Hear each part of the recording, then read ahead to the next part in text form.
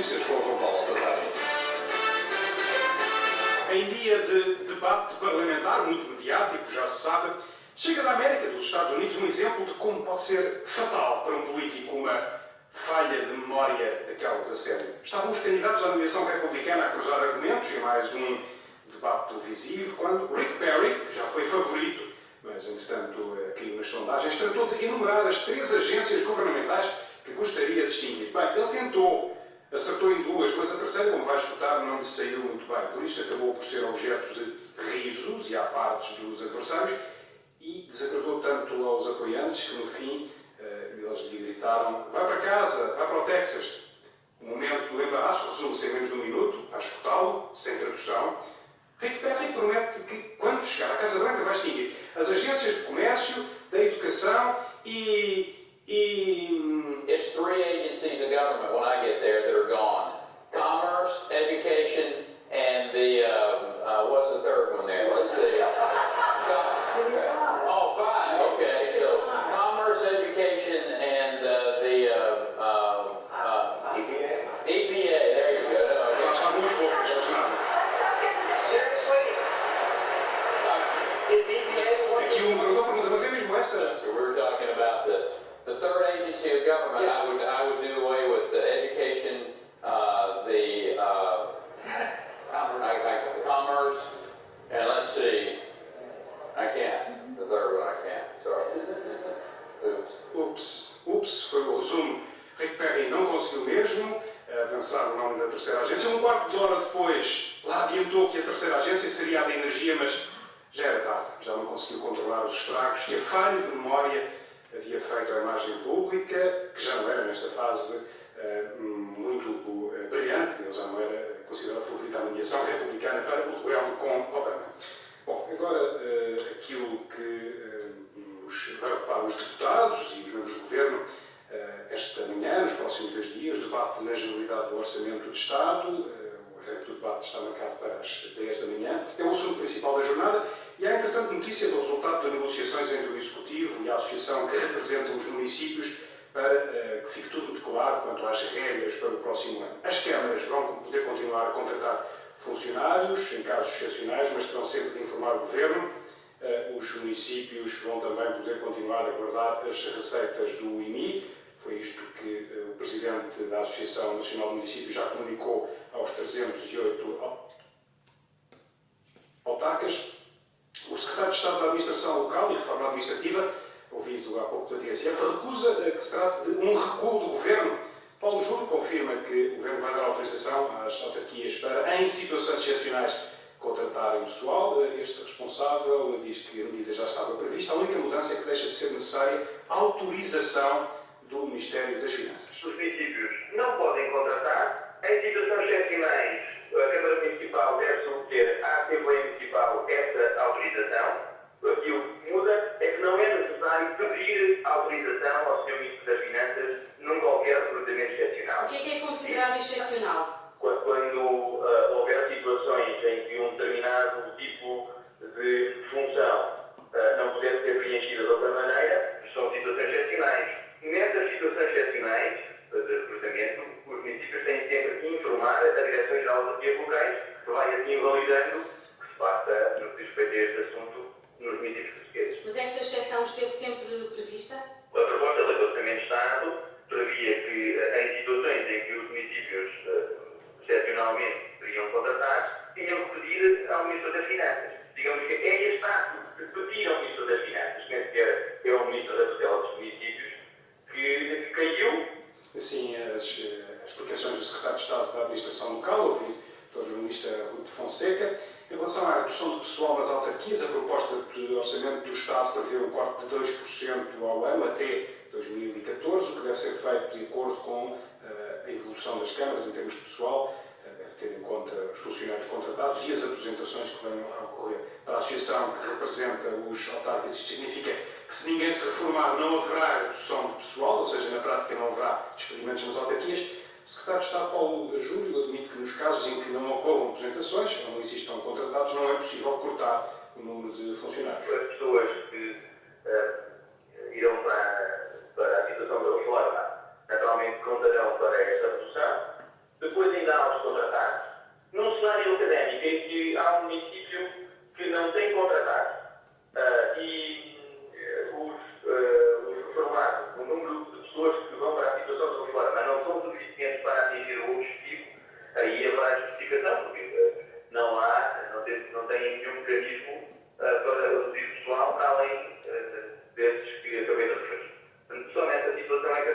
mas nos casos de autarquias em que não haja aposentações ou pessoal contratado, aqui não há redução de Mas pessoal. aí é impossível de atingir, neste momento, com todo o relator legislativo que existe, é impossível de atingir a redução.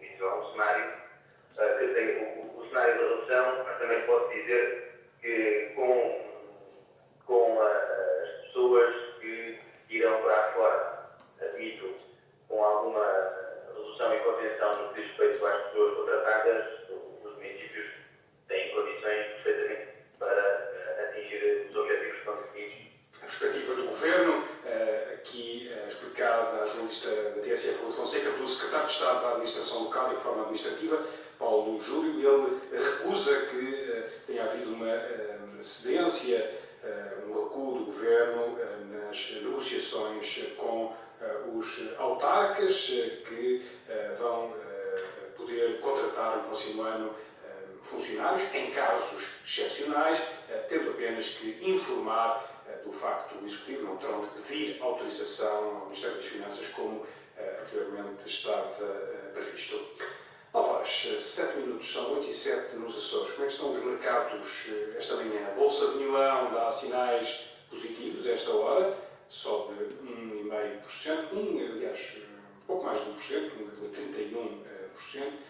É uma ligeira alta, depois de ter fechado ontem a perder quase 4%, mas Milão é uma exceção no cenário europeu, tudo no vermelho. Frankfurt, Madrid, Londres, Paris, também Lisboa, os principais, os índices todos em queda. E da frente política italiana, quais são as últimas?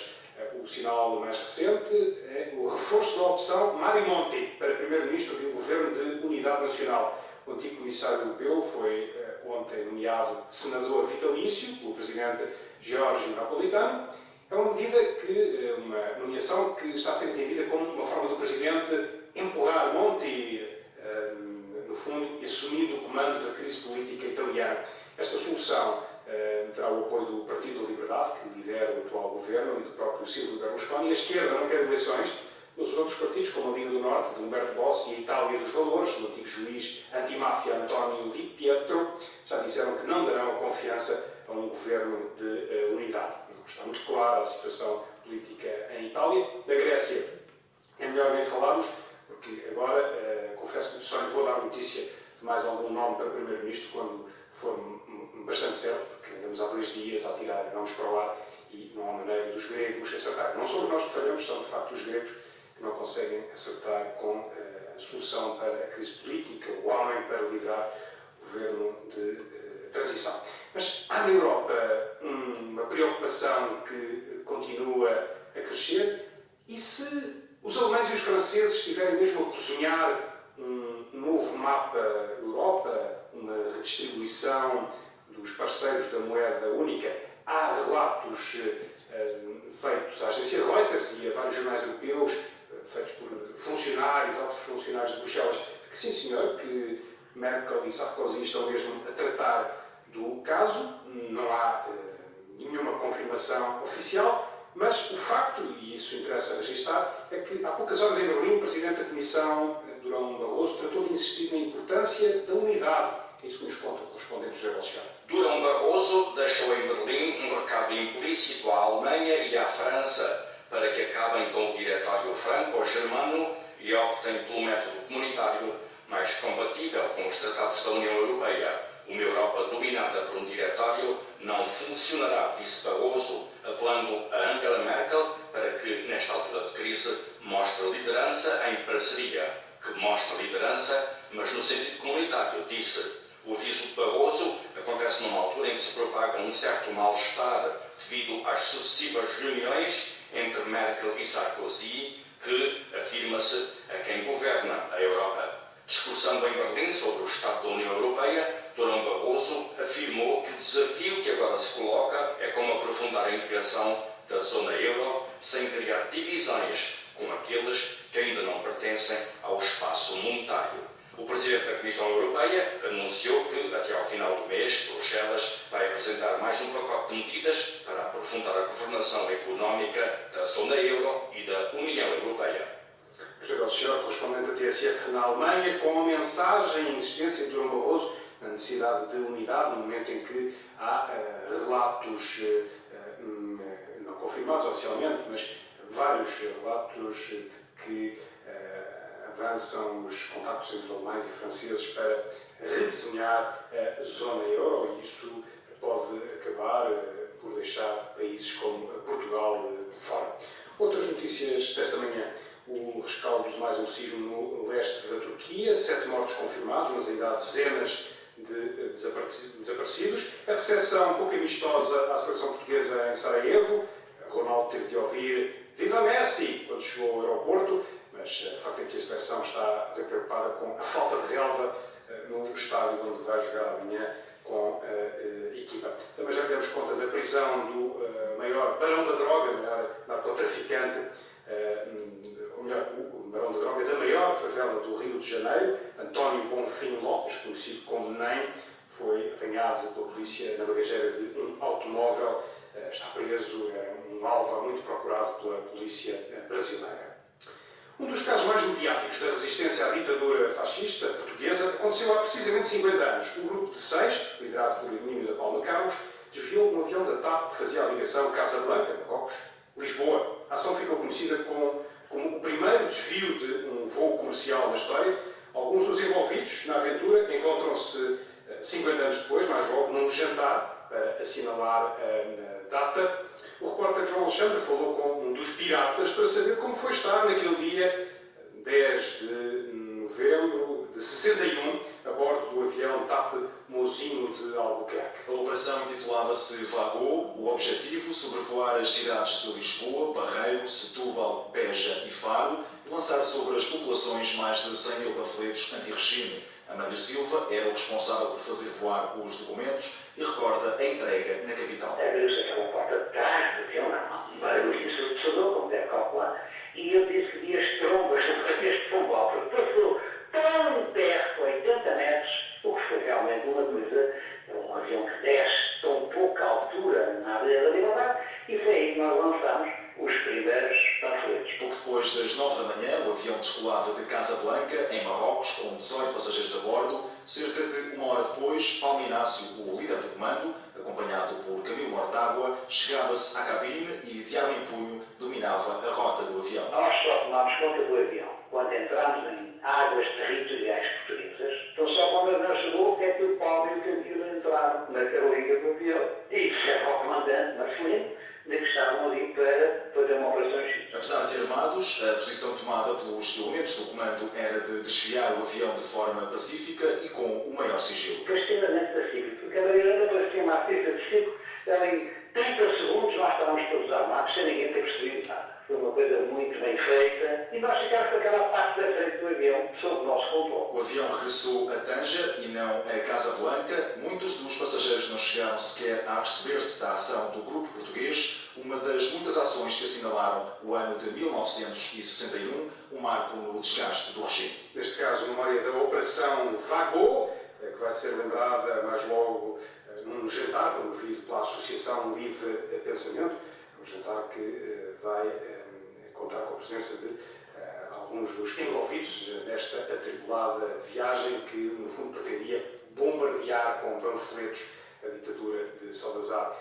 No início do próximo ano vai ser editado um livro, Paulo Inácio e o desvio do avião, da autoria do investigador, escritor e presidente desta associação, chama-se Luís Vaz. E agora praticamente 9h15, nesta manhã de quinta-feira, o destaque desta manhã no Jornal do Passado. Poucas horas do arranque do debate parlamentar do orçamento, ficámos a saber do acordo entre o governo e as autarquias. Os municípios vão poder contratar gente no próximo ano. Em casos excepcionais, só têm de informar o Executivo, não têm de pedir autorização.